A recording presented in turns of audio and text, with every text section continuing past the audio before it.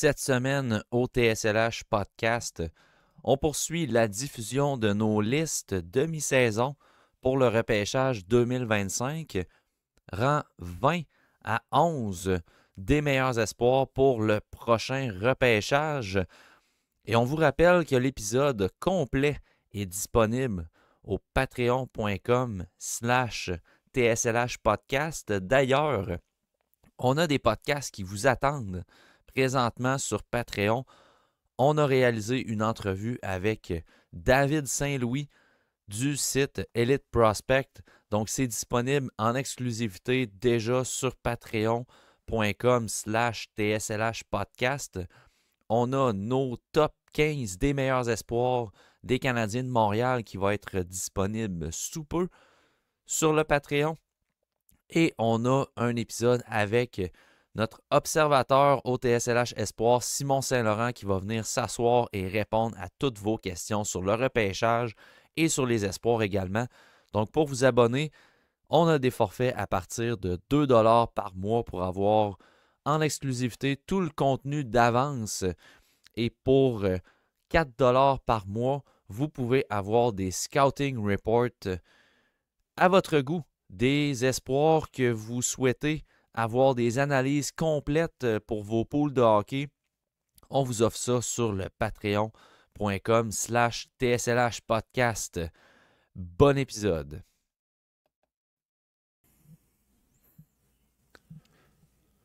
On rentre dans le top 20, messieurs. Yes, sir.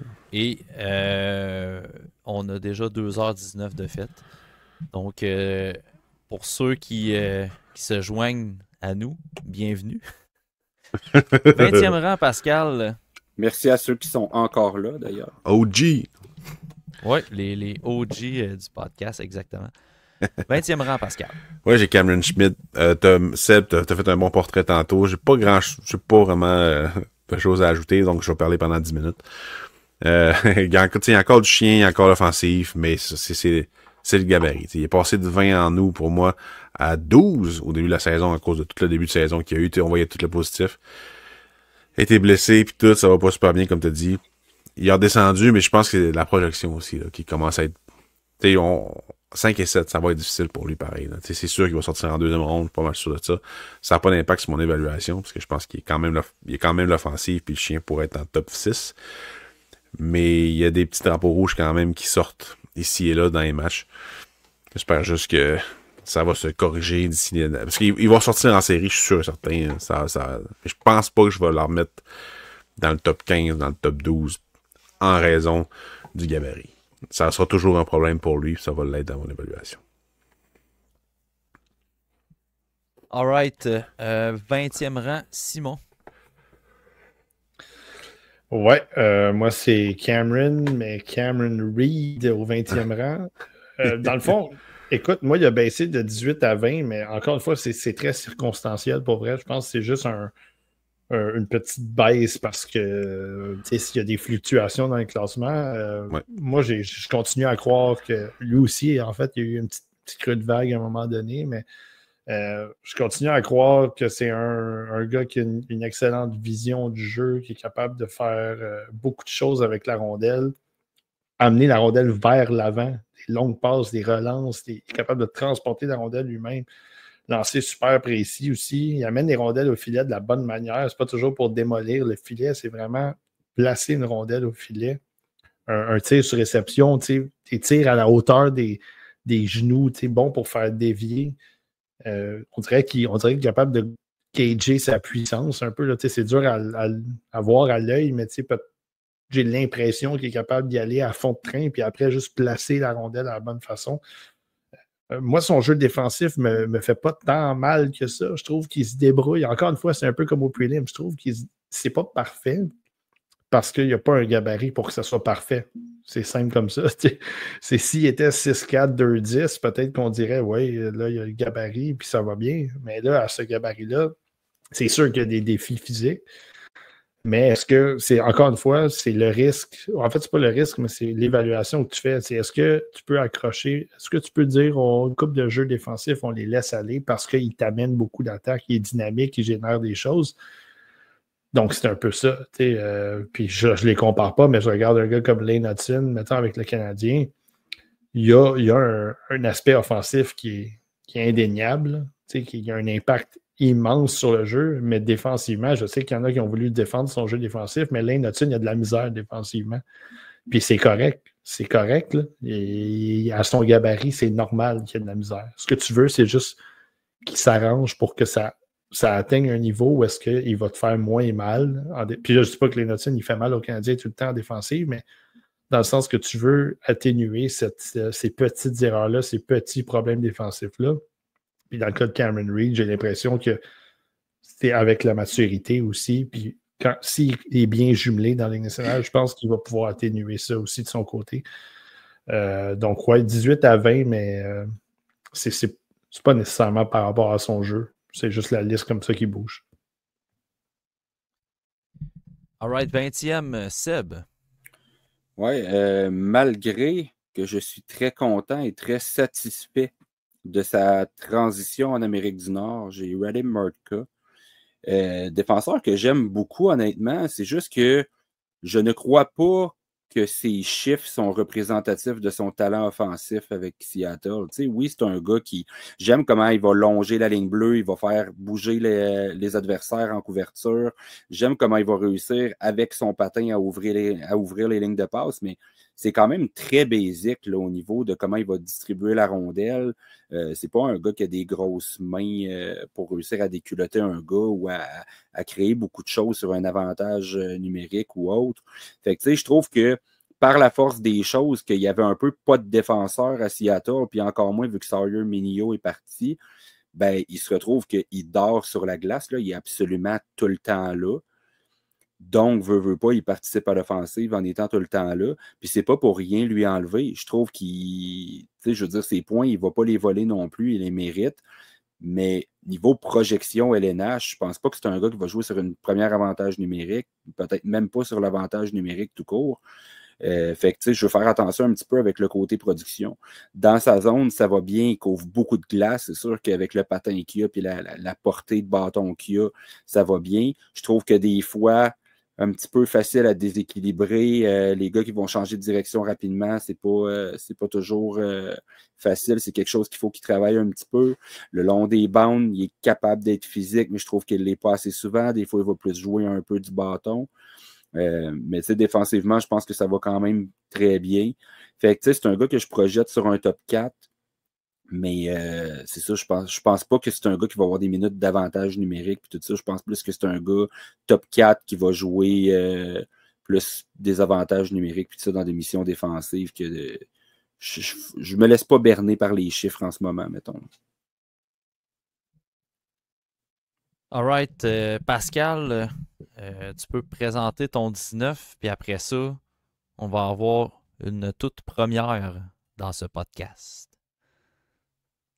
D'accord. Donc, 19, c'est Brady Martin. Il y a eu un bond de 44 à 19.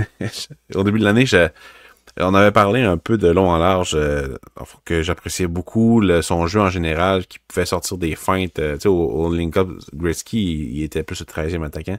Des fois, il sortait des jeux incroyables en protection de rondelles, puis des feintes et tout. Puis j'avais de la misère à revoir ça, ses flashs offensifs, puis je les vois de plus en plus avec Sou. Puis c'est vraiment le côté hargneux que là, je trouve qu'il ressort beaucoup.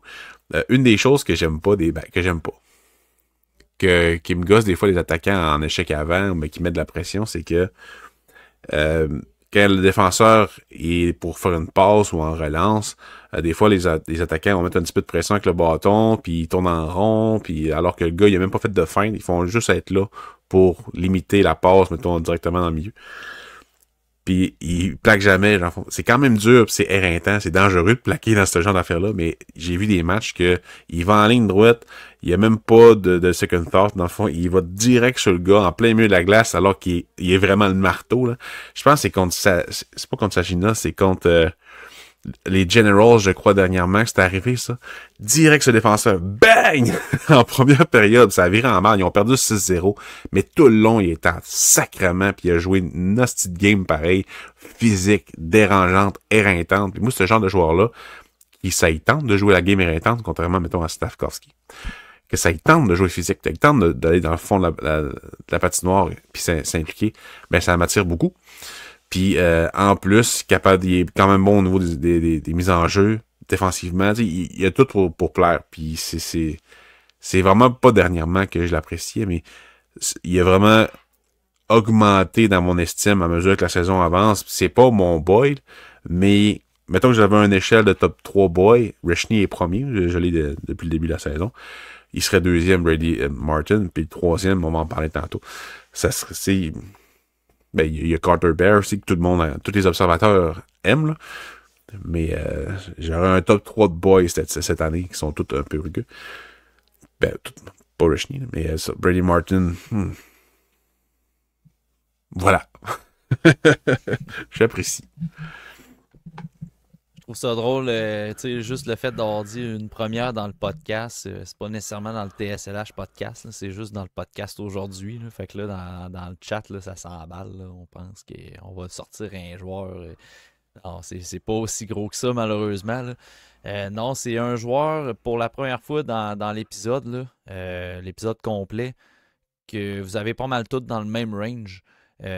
Seb et Simon, vous l'avez 19, puis Pascal, vous l'avez 18. Fait que je viens quasiment de te vous voyez, là, mais Pascal, vous l'avez 18. C'est correct, je suis plus grand que toi. Vous l'avez dans mon Seigneur. Je laisse l'honneur à Seb de commencer à parler de ce défenseur-là, puis les boys, vous pouvez renchérir après sur ce gars que vous avez tous à la même place. Il n'y a qu'un seul et unique Kashawn Aitchison dans ce repêchage. Let's go. Profil absolument unique. Maudit qu'il y a du chien, il frappe, il est rugueux. La définition de rugueux, il est baveux. Moi, j'adore comment il joue défensivement. Des fois, il va se faire prendre un peu à contre-pied parce qu'il doit gager quand il monte puis quand il revient. Là, il est encore un peu en adaptation là-dedans, mais quand il est de son côté de la ligne bleue, je trouve qu'il n'y a pas grand-chose qui passe. Puis les gars ne veulent pas passer de son côté là, parce que ça va faire très, très mal. Puis dernièrement, je ne sais pas si vous avez suivi, mais son offensive va de mieux en mieux. Là. Il ramasse de plus en plus de points aussi. Ça se passe bien. Il y a une belle progression. Fait que, tu sais, c'est ça. Il y a vraiment une corde de plus à son arc par rapport aux autres défenseurs, que c'est un profil absolument unique dans ce repêchage-là. Puis je pense que c'est un gars qui pourrait sortir plus haut que le rang où plusieurs personnes le voient à cause de ce profil-là. J'ai pas de misère à le voir monter. Puis, ouais, dans une année où les listes pourraient être très différentes d'une équipe à l'autre, je suis certain qu'il y a une ou des équipes qui vont repêcher haut puis qui vont considérer ce gars-là. Certain. Oui, je suis d'accord. Je pense qu'il pourrait sortir 10-ish dans ce coin-là. Même si moi, bon, je l'avais 19 au prelim, puis je l'ai encore 19. Puis je pense que moi, j'ai un plafond de où est-ce que je peux le placer, Aitchison, parce que j'ai pas l'impression que c'est un gars top 15 pour moi. Mais j'ai l'impression que c'est un bon gars de, entre, mettons, 17 et 20, là, peut-être. Là. Je pense qu'il mérite un top 20 tant qu'à moi. Là. Mais c'est ça, tu l'as décrit, c'est le papier sablé, là, c'est le rugueux par excellence, c'est jette les mitaines. Moi, je trouve, puis tu parlais de son attaque qui se débloque un peu, entre guillemets. Moi, encore une fois, la petite mise en garde que j'ai avec Aitchison, ça serait ma mise en garde à lui plutôt. Là, c'est reste dans tes limites, par exemple. Ouais. Parce que des fois, on dirait qu'il veut s'emporter des fois, pas tout le temps, mais dans les matchs, des fois, on dirait qu'il veut transporter la rondelle un peu plus qu'il devrait le faire. Il veut être un petit peu plus fancy, des petits tourniquets, genre il revient sur lui-même. C'est correct, il est capable de le faire un peu, mais je pense que pour la Ligue nationale, ce qui lui irait mieux, ça serait vraiment de garder ça simple, d'avoir cette offensive-là un peu on tap, là, que tu peux amener de temps en temps, que tu peux avancer dans certaines pochettes, dans certains endroits. Tu peux décocher ton lancer, c'est excellent. Mais les petites feintes un peu de dentelle, puis les petits mouvements, puis juste fais attention à ça. Parce qu'il n'y a pas besoin de ça. Il n'y a pas besoin. HSN, son rôle, ça va être un rôle de punition. Là, il va punir les joueurs, il va être taxant devant le filet. Tu ne voudras pas aller dans la bande, tu ne voudras pas. Il va créer un genre de zone que tu ne veux pas aller, puis il va t'amener dans l'entonnoir où tu ne veux pas nécessairement aller non plus, parce que là, il va aller te ramasser. Fait que lui, c'est ça. C'est le côté mine qu'il a fait en sorte qu'il est un défenseur important pour une équipe de la Ligue nationale. Il va avoir un impact à cause de ça. Mais comme tu dis, je pense que ce serait un bon 4, mettons. Un bon défenseur qui va être capable de jouer sur le piqué, que tu ne penses pas nécessairement qu'il va t'amener l'attaque sur le powerplay, peut-être deuxième avantage numérique, mettons, mais qui va faire débloquer le jeu des fois à l'attaque, mais qui va vraiment faire mal en défensive. On pourrait peut-être parler d'un genre de Goulet, entre guillemets. Pas nécessairement. Je pense qu'Aitchison, il est quand même peut-être un peu plus rugueux, mais c'est le style de défenseur. Mais je pense que Goulet est capable d'amener un peu plus d'attaque aussi. Mais bref, ce serait un peu dans un moule si on veut se coller un peu aux Canadiens. Ouais. Peut-être plus capable justement de, comme tu dis, le côté rugueux, plus Aitchison peut dropper les gants, ce que je ne vois pas souvent Goulet faire. Puis Goulet, je trouve qu'il va plus pincer bord de bande ou vraiment centre de la glace, mais bataille pour la rondelle dans un fond de territoire, je ne voudrais pas être contre Aitchison. Exact. Non, ça, je l'ai un peu plus haut, mais ça demeure dans le même range. Je l'ai 18. J'ai un peu le même read que vous autres. Je pense qu'il va sortir comme top 10, 11, 12 parce que l'équipe de la nationale de hockey va le prendre. Puis, négativement parlant, exactement ce que tu as dit, Simon, c'est-à-dire qu'il se voit peut-être un peu plus offensif ou bien fancy qu'il devrait. Puis, je trouve que son jeu de pied, des fois, en défensive, pour les gars qui en font vraiment rapide, il y a de la misère des fois à les contenir. Il se fait passer alors qu'il pense que son bâton est nécessaire. Il faut vraiment qu'il apprenne à mieux gérer le gap. Surtout pas le gap à l'entrée de zone, mais un peu plus loin, mettons. Je trouve que des fois, il a un peu de misère puis il se fait passer, mais sinon, ça va être un gars, un power horse dans son territoire, puis il va être utilisé. Il peut être probablement un futur gars qui va être utilisé 20 minutes par match sans problème. Là, puis une équipe de hockey va aimer ce joueur-là parce qu'il sait directement qu'est-ce qu'il va être dans le futur. J'appuie tout votre argumentaire, les gars, par le fait que je suis allé me chercher des biscuits sablés pendant que vous parliez du joueur le plus papier sablé de ce draft-là. Bravo. Je vous appuie dans vos évaluations, messieurs. Alright, on poursuit sur le 18e avec Seb. J'ai pas grand-chose de plus à rajouter. Pascal en a parlé tantôt, j'ai Ryabkin. Fait qu'on est content de le voir en Amérique du Nord. Offensivement, ça se passe très bien depuis qu'il est en USHL, beaucoup de buts. Mais tu sais, ça reste qu'il y a quand même une lacune sur le patin. C'est pas toujours facile, mais c'est un gars qui joue sur 200 pieds quand même, qui est capable de tout faire bien. Il est intelligent avec la rondelle. C'est ça.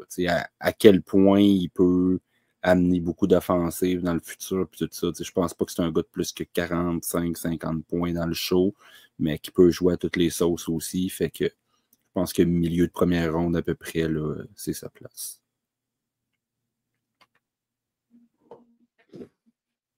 Ouais. Fallait que ça arrive au moins une fois dans le podcast d'avoir fermé mon micro. Pas que vous entendiez mâcher mes biscuits en background pendant que vous parliez. Je t'ai vu mâcher mon nom, par exemple. Je le savais que c'était moi. Là. Simon.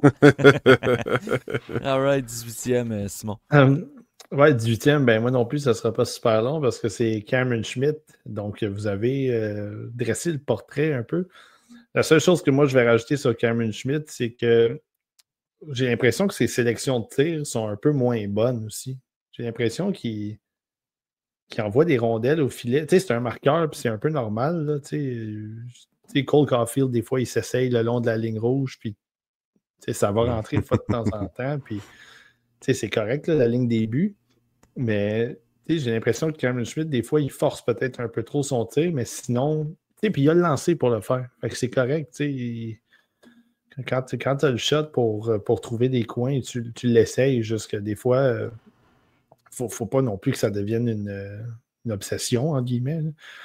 Fait que, de ce côté-là, Cameron Schmidt, il y aurait intérêt à être peut-être un peu plus distribution de rondelles, mais c'est pas nécessairement c'est pas son ADN non plus. Fait que, il est pris dans une boîte où est-ce qu'il doit absolument marquer des buts pour être dans la Ligue nationale, pour rester dans la Ligue nationale. Puis avec le lancer qu'il a, j'ai l'impression qu'il est capable de le faire. C'est juste que je ne m'attends pas à ce que ce soit du 50, que ce soit peut-être plus du 25. Good. 17e, Seb et Simon, vous avez le même défenseur à ce rang-là. Fait que je vais commencer avec... ouais, t'as-tu de quoi ajouter, Simon, si tu lèves... Je suis juste content parce que Seb il a raison. Ok, c'est bon. Je voyais le doigt levé, je pensais que c'était une... Mais non, Scratch my back, I'll scratch yours. C'est ça, c'est une satisfaction, exactement. Seb, présente-nous ton 17e, puis Simon, tu pourras renchérir par la suite. Ouais, excellent. Fait que j'ai Maceo Phillips. Maceo fucking Phillips. Il est pas si pire, pour vrai. Non, mais blague à part, j'ai Jackson Smith. Pour ceux qui nous avaient suivis au prélim, j'avais dit, tu sais, moi, c'est un gars que j'avais bas, Jackson Smith, au prélim, pour toutes les raisons évidentes qu'il y avait beaucoup, beaucoup de failles dans son jeu, puis de crampes au cerveau, puis tout. Puis j'avais dit, ça prendrait ça, vu le profil, le potentiel, ça prendrait vraiment pas grand-chose pour qu'il monte de pas mal. Ben, c'est ça qui s'est passé. Je trouve que c'est loin d'être parfait encore dans son cas. Il y a encore des moments où il se fait passer un peu comme un conte dans l'aile. Il y a encore des mauvaises relances. Il y a encore des crampes au cerveau qui se passent, mais il y a aussi beaucoup de positifs. C'est encore un des meilleurs patineurs du repêchage, évidemment. Production offensive, ça va très bien. Sur l'attaque à 5, ça va très bien. Défensivement, majoritairement, je le trouve beaucoup plus solide. Puis moi, il y a quelque chose qui s'est passé. Puis, tu sais, je ne suis pas dans sa tête. Ce que je dis là, c'est uniquement des suppositions. Mais je trouve que depuis la période des échanges, depuis qu'ils sont allés chercher, là, c'est parce que je veux le dire, je vais avoir un blanc, mais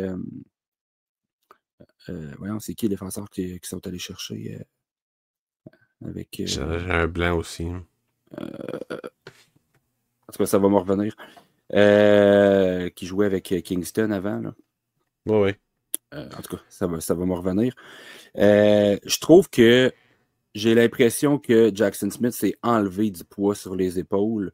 Puis pas nécessairement parce qu'ils ne jouent pas tout le temps ensemble. Même souvent, ils ne jouent pas ensemble. Mais j'ai l'impression qu'il n'y a plus cette espèce de volonté-là de vouloir traîner l'équipe sur ses épaules parce qu'il n'y avait pas vraiment de défenseur, on s'entend, là, du côté des Americans. Puis j'ai l'impression que ça lui a juste enlevé du poids sur les épaules puis qu'il a fait comme, OK, je peux juste jouer ma game sans avoir besoin de trop en faire. Puis c'est exactement ça que je m'attendais. Fait que c'est ça. Globalement, je trouve que ça se passe beaucoup mieux depuis la période des échanges. Puis je vous retrouve. Tu penses-tu d'Elick? Oui, Elick, exactement. Moi, des Brandon Whitkins. Oui, je sais pas pourquoi j'ai dit Kingston. Kingston c'est la même équipement. C'est la même équipement. Jersey, mais ouais. C'est ça, c'est Charlie Elick. Puis tu sais, Elick, il est pas parfait, c'est pas... Mais tu sais, c'est un défenseur qui est quand même généralement assez solide défensivement, qui est capable de relancer, qui prend beaucoup de minutes de jeu. Fait que c'est ça, j'ai l'impression qu'on a enlevé du poids un peu à Smith, qu'on a fait comme garde. Là, t'as un appui, joue ta game, puis arrête de vouloir tout prendre sur ton dos. Puis, comme je dis, c'est basé sur rien d'autre que mes yeux. J'ai pas d'infos, j'ai pas rien. C'est juste que je trouve qu'il a vraiment pris une coche à partir du moment où Charlie Elick est arrivé dans l'équipe. Puis, par le fait même en passant, on a des gars du repêchage qui ont fait le trajet inverse dans la Jordan Gavin, qui a fait le chemin inverse dans la transaction d'ailleurs. Oui. Je pense qu'on a donné un petit peu plus de temps à certains gars là, de prendre de la place.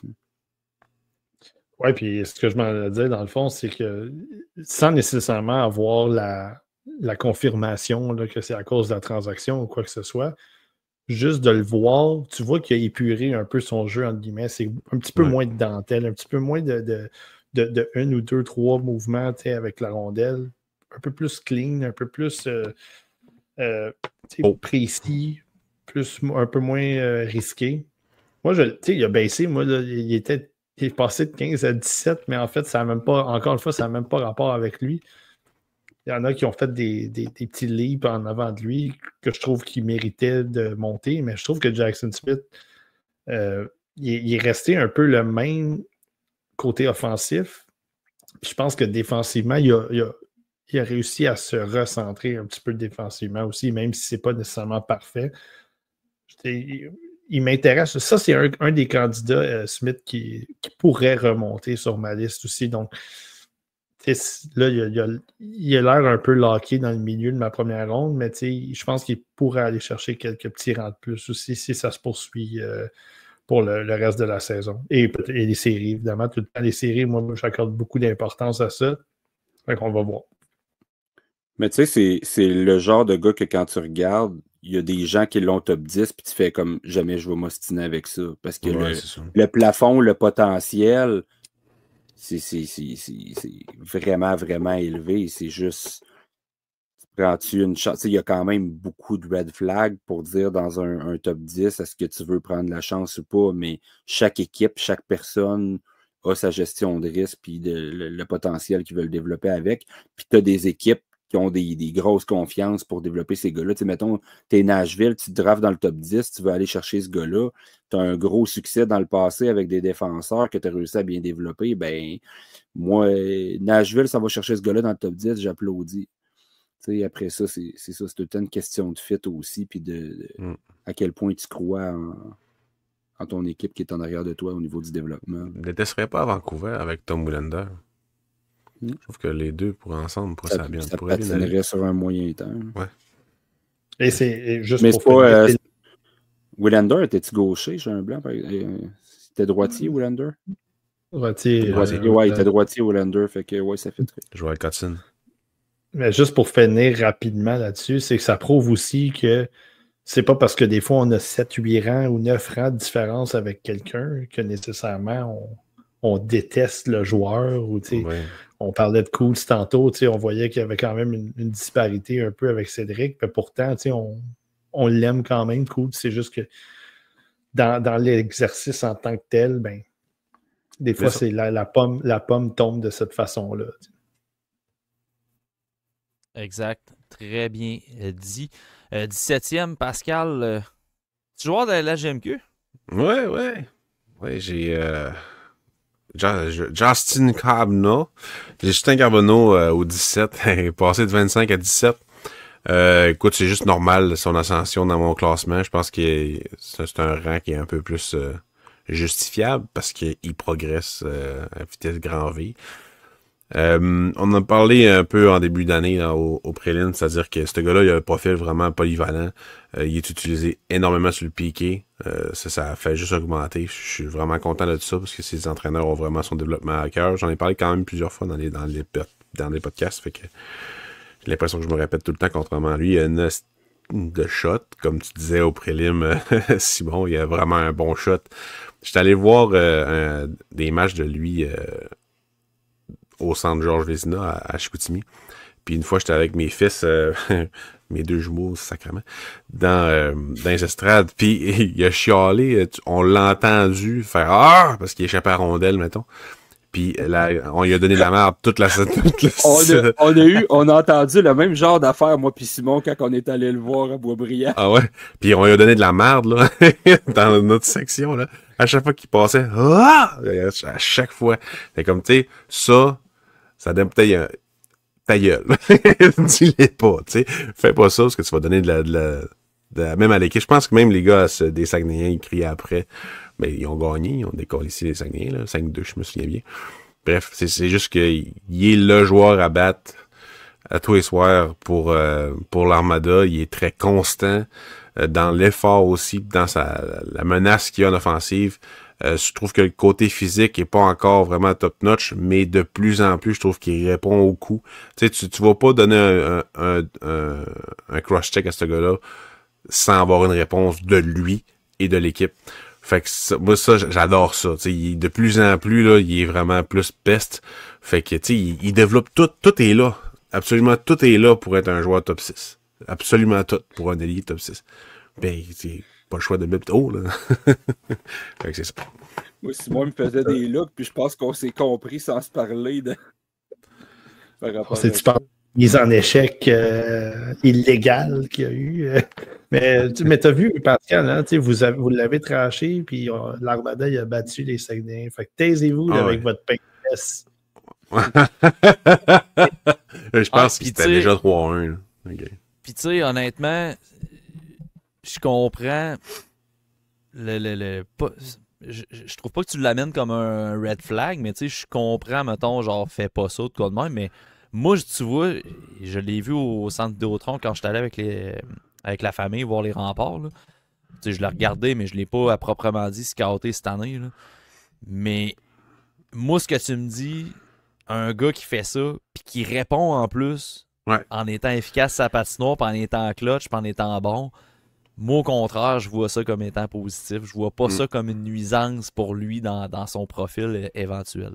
Non, mais c'est juste que tu donnes tu donnes de l'écorce de boulot à l'équipe adverse. Si tu réponds, c'est pas grave. C'est ça, exactement. Lui, il a besoin de pour lui. C'est pas grave dans les HGMQ. Pour lui. C'est pas grave dans les HGMQ, mais ça peut quand même te déconcentrer et t'enlever un peu d'exécution, mais c'est pas grave parce qu'il y a d'autres aspects à son jeu. Mais dans le national de hockey, les gars de 6 pieds 4 sur le banc qui voient qu'ils étaient un peu dérangés par la rondelle, ben ils peuvent quand même dire OK, la prochaine fois qu'il monte la rondelle, peut-être qu'il est déconcentré, il va peut-être la perdre, fait que je vais y aller pour le hit. Fait que c'est comme ça donne des indices un peu trop à l'adversaire. Mais c'est pas un red flag, c'est juste la maturité. Yes. Je vous mansplainerai pas ça. On va y revenir bientôt de toute façon avec moi. Ouais, tu as battu tes sags, là. Ouais, c'est ça. T'es fâché. Oh, pas tout ça. Partez dans votre pick-up, là. Dans votre pick-up, ça, faut que je fasse attention au cutter. On a fait 2 tournois de hockey à Alma, puis ça a été toujours très spectaculaire là-bas. Fait que, la foule, les foules au Saguenay-Lac-Saint-Jean, c'est très, très impliqué. Je l'ai sûrement déjà raconté sur le podcast, mais quand on allait jouer au baseball là-bas, les partisans nous tiraient de la bière sans arrêt au voyageurs. C'était épouvantable. On a déjà vu un partisan aller chercher le boyau d'arrosage pour arroser le terrain pour nous arroser. C'est ça. Il y en a des colons. Puis après, à la game, c'était comme, c'est bien normal, tout est beau, aucune insulte. Tu sais, tu vas jouer en Beauce, les partisans nous attendaient pour se battre avec nous autres, mais t'allais au Saguenay, c'était fini. Non, c'est ça. Puis, sa galerie de presse pendant les séries, l'année que Nathan Gaucher était là, contre les Remparts, t'avais sur sa galerie de presse, t'as comme des sections que c'est des billets qui peuvent être gagnés, dans le fond, dans des concours. Fait que t'as du monde là qui sont bien sous. Puis ça criait des insultes. T'as les journalistes, t'as le présentateur, t'as le gars, t'as tout le monde de la galerie de presse, puis qui décrit le match. T'as le gros colon bien sous à côté qui dit des insultes à un gros mange-marde! Tu sais, c'est comme... Ça n'a pas de bon sens. Va-t'en! Des messieurs, là, c'est pas des jeunes. En tout cas. Belle parenthèse. Ah ouais, Saguenay. On vous aime au Saguenay. J'étais un fier. J'ai gagné, je pense, dans le Pee-Wee, moi, qu'on a gagné le tournoi de Chicoutimi. C'était le fun. Ouais, moi, j'étais un gars du lac. Hey Seb, présente-nous ton 16e. Bien sûr, moyen qu'elle allait checker c'est qui. Un gars qui fait une entrée fracassante dans mon top 32, j'ai Benjamin Kindle. Puis, dans le fond, la raison pourquoi moi, j'ai pas classé Kindle dans le prélim, c'est que je l'ai vu au Linka. Puis, tu sais, on s'entend qu'au Linka, il n'a pas été placé nécessairement dans une chaise pour être le gars qui amène de l'offensive. Puis tout, fait que j'avais un peu l'impression que c'est un gars qui plus de 3e trio, puis tout. Puis je ne l'ai pas vu beaucoup. Fait que, avec l'opinion que je m'étais forgé un peu, je l'avais mis de côté, puis je l'ai vu juste une fois avant de faire le prélim. Puis, tu sais, il n'y avait pas eu un assez bon match pour me dire, hey, je vais retourner le voir, puis tout. C'était un peu un gars que j'avais mis de côté, puis je me disais, je le regarderai pour ma 2e ronde plus tard dans l'année, tu sais, pour voir où est-ce que je vais le classer. Puis, ça avait fini comme ça. Puis là, veux pas, entre le prélim puis la liste de mi-saison, je commençais à donner un petit peu plus de visionnement à ces gars-là de 2e ronde pour pas arriver à la fin de l'année que tu clenches gang de ça. Puis là, tabarouette, j'ai fait OK, c'est pas juste un gars de 2e ronde. Là, je le regardais aller, puis j'étais comme tabarouette. Puis, tu Tu sais, j'ai pas de statistiques, là. Je serais curieux de savoir sur le pourcentage de chances de marquer que ce gars-là a, c'est quoi son taux de réussite. Parce qu'honnêtement, dès que je le vois avoir une chance de marquer, la rondelle est dans le filet, je ne le vois jamais manquer sa chance. Il a un tir incroyable, il a une vision du jeu incroyable, il est capable d'exploser. Je l'ai vu je ne sais pas combien de fois réussir à couper entre deux défenseurs comme si rien n'était, puis des défenseurs rapides qui ont un bon patin, là, pas des pieds de céleri.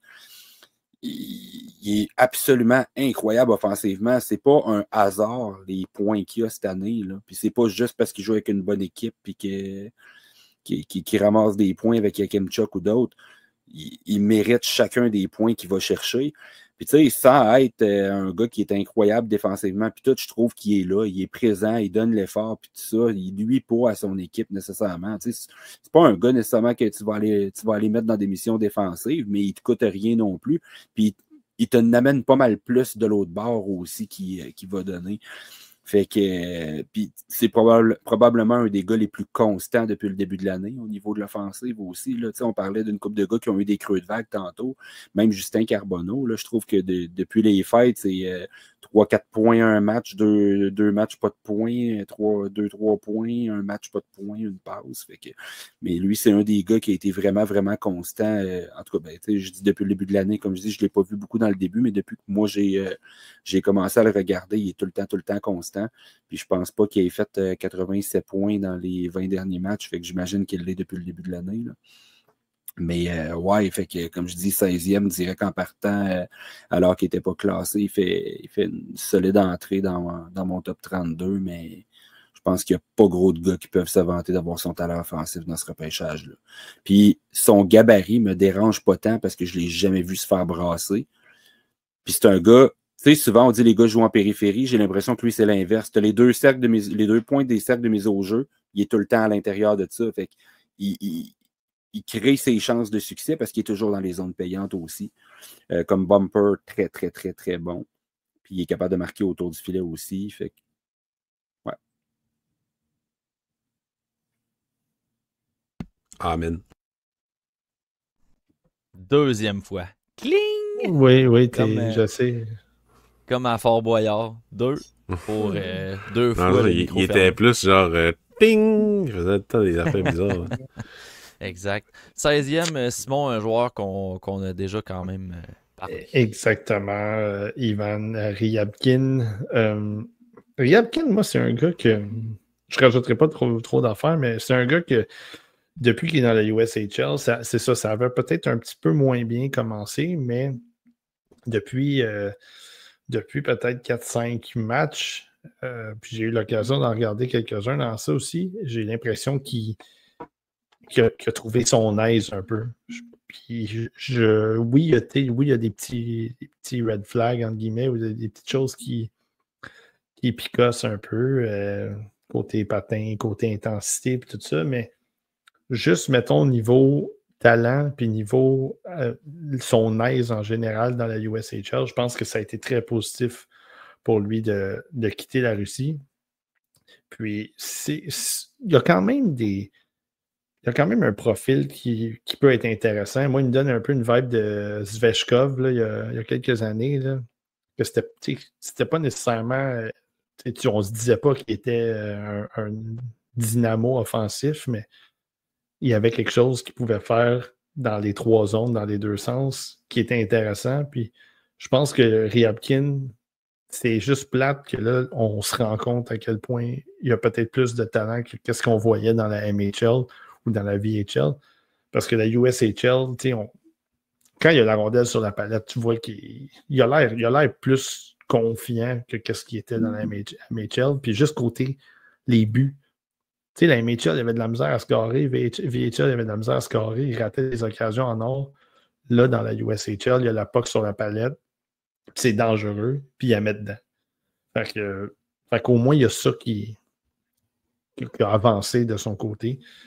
Fait que, il a baissé sur ma liste, mais il y a une possibilité qu'il remonte un petit peu ou qu'il reste stable. Je ne suis pas encore vendu au fait de l'écarter de mon top 20. Ça sera à vérifier quand même de son côté. Simon, je te pose la question à toi avant de de passer à Pascal. Penses-tu que Ivan Ryabkin serait un candidat à faire le saut dans la CHL l'année prochaine? Peut-être. Moi, si j'étais lui, oui, je le ferais. En fait, moi-même, j'aurais. Je ne sais pas vraiment comment ont eu lieu les négociations, mais moi, si j'avais été lui, j'aurais fait le saut directement dans la CHL cette année. Je ne sais pas tes côtés, justement, les droits. Je pense qu'il avait été drafté dans USHL. Ouais, c'est ça, ça doit être ça, parce que sinon, moi, j'aurais fait le saut dans la CHL, mais s'il avait été repêché, ben, à ce moment-là, oui. Mais le fait qu'il soit dans la USHL, je pense que ça peut ouvrir le fait que, justement, est-ce que tu peux faire le switch pour aller dans la CHL? Est-ce que tu peux passer à la NCAA, peut-être, juste amener ça à un autre niveau, bref, parce qu'il n'y avait rien à gagner en Russie, puis ça se voyait vraiment cette année. Fait que moi, personnellement, je le ferais, le passage, que ce soit NCAA ou CHL. Mais après, je ne suis pas son agent, malheureusement. Non, c'est ça, il n'est pas repêché dans CHL de ce que je vois là, sur sa fiche Elite Prospect. Il a été repêché en 8e ronde par les Lancers d'Omaha dans USHL. Puis, les droits ont dû être... Ouais, ont été changés. C'est ça. C'est ça. Fait que, bref, ce sera à suivre pour Ryabkin. Il n'y a pas d'infos comme quoi qui est commit avec une université. Fait que ça va être à suivre. C'était une question qui nous avait été posée dans le chat. Je trouvais ça intéressant de l'amener en complément. Mais je passe à Pascal. Là, Pascal, tu m'aimeras pas. Je t'envoie le spotlight, le projecteur sur toi pour un double whammy. Je te donne 2 choix. Il va falloir que tu expliques ces choix-là. Ben, je fais ça depuis 2h30, depuis 3h. Oh non! Faut que ça explique! Dans un premier temps, t'en as parlé, c'est un gars qu'on a abordé au tout début, là, entre les rangs 32 et 21. Puis t'as parlé qu'au mock draft, ceux qui suivent le mock draft du TSLH, ben vous allez comprendre que tu l'as plus haut. Fait qu'il va avoir lui, puis après ça, tu pourras enchaîner tout de suite avec le 15e par après. Parfait, monsieur. Merci, monsieur Paradis. Donc, j'ai Jack Nesbitt au 16e rang. Il était 39e, c'était en novembre. Puis, je sais pas si tu t'en souviens, Simon, quand t'en avais parlé en novembre, j'étais content que t'en parles au début. Je suis content que quelqu'un l'ait mis là, parce que je manquais de visionnement. Puis j'étais comme, je suis sûr que je vais l'aimer, mais j'ai pas encore assez vu pour appuyer de me mettre dans mon top 32. Puis là, ben, j'ai appuyé avec des visionnements, puis c'est pas pour rien que je le mets assez haut dans le mock draft. Je pense qu'une équipe de la nationale de hockey va aller chercher. Puis, ce gars-là, dans le fond, je trouve que c'est un des gars les plus améliorés de ce repêchage-là par rapport au premier match de la saison, parce qu'il va jouer un peu, comme vous l'avez dit, un peu partout sur... pour un coach peut l'utiliser dans n'importe quelle situation, c'est un bon patin, un bon gabarit, oui. C'est vrai qu'il tend un peu trop vers la finesse des fois dans ses confrontations en sortant de la bande vers le milieu. Il y a quand même des bonnes mains, mais je pense qu'il y aurait plus intérêt à utiliser son gabarit et sa portée pour battre ses adversaires, puis son patin aussi, parce que c'est quand même bon. Puis au début de l'année, il était sur le premier trio, puis ils ont eu des acquisitions, puis il s'est ramassé sur le troisième trio, mais sa production a augmenté, a pas diminué. Fait que j'étais vraiment impressionné par ça, puis sa production est assez équivalente entre les bonnes et les mauvaises équipes défensives de la OHL. Donc, il coche beaucoup de cases. Puis c'est ça qui fait en sorte que je l'ai pas entre 20 et 32, que je l'ai plus entre 10 et 20. C'est vraiment que il montre beaucoup de choses qui enlèvent des red flags pour sa transposition vers la Translation. Transition. Merci beaucoup. Vers la nationale de hockey, je pense que c'est oui, Middlesex, je le vois vraiment comme un centre de deuxième trio. Puis voilà, ça sert à rien d'aller plus loin que ça. Vous avez fait un bon petit portrait, puis c'est ça qui fait la différence. Pour le 15e rang, oui. Hein? Quoi? Avant que tu te lances sur le 15e, je t'interromps 2 secondes pour te mentionner que dans ton classement que tu m'as envoyé, tu as écrit le nom de son frère. Je te laisse poursuivre. J'ai pas écrit Jack Nesbitt? Non, pour le 15e. J'ai marqué William. Tabarnak! Tellement écœuré, là. C'est que je fais des erreurs de con, là. Fait que vas-y. Il est marqué Victor Eklund. Je suis tellement écœuré, là. Je fais au moins une erreur par classement. Pour Simon, vrai, il c'est peut le me running gag. trasher. Cette année, là, ça m'étonne que Simon t'avait pas trashé. Là, Ah, pour, il accumule. c'est- Une fois que je vais rire de lui pour une niaiserie, il va me ramasser Et exactement, je l'ai gardé dans ma manche. dans sa barbe. Poup, poup, il va sortir ça. T'as une coupelle. En tout cas, bref, j'ai marqué Luca Fanti dans mon top 100. Ouais, Des c'est 23. quoi? 14e, Luca Fantilli dans le top 100 des Luca meilleurs joueurs. Fanti. On a eu quelques Solide. questions. C'est comme ça. Ah, maudit. Bref. Oui, Victor, de son nom de naissance, Eklund. Il me fait beaucoup penser à son frère, William, qui des fois porte le même nom. C'est ses parents qui se trompent, donc je suis un peu comme ses parents, dans le fond. Bref, très dynamique. Tu sais, je pense que tout le monde commence à connaître un peu plus. Là. On voit beaucoup dans le top 10, voire top 5 de certaines personnes. Beaucoup, très, très, très dynamique. Moi, tu sais, je reconnais toutes ses qualités. Puis il le fait contre des hommes dans le hockey à Svenskan. Il amène beaucoup de choses sur une patinoire. Manque un peu de force, c'est certain. Mais le gabarit fait en sorte que j'ai un peu de point d'interrogation par rapport à lui. Parce qu'il joue une game vraiment énergique, quand même physique dans le trafic. Mais est-ce qu'il va être capable à 5 et 11, avec sa force physique, de le faire dans la Ligue nationale de hockey? Son frère est quand même capable de le faire. Donc, il est quand même un bon bas du corps. William, dans le fond, il est vraiment fort des jambes. Puis Victor, j'ai l'impression que ça va être ça aussi, mais William, à son année de repêchage, il faisait dans SHL. Lui, il fait dans Allcast Svenskan. Fait que tu sais, je peux comme pas me mettre pour l'instant dans le top 10. Parce que oui, il y a des bonnes choses, mais je trouve qu'il n'y a pas assez de force. Puis je trouve que j'ai quand même des points d'interrogation pour un petit risque par rapport à lui pour la Ligue nationale de hockey. Mais quelqu'un met dans le top 10, j'ai pas de misère à dire oh, c'est correct. C'est juste qu'il y en a d'autres que je mets un peu plus haut, qu'un meilleur gabarit ou que j'ai moins de doutes, par exemple. Voilà. Alright. Seb, au 15e rang.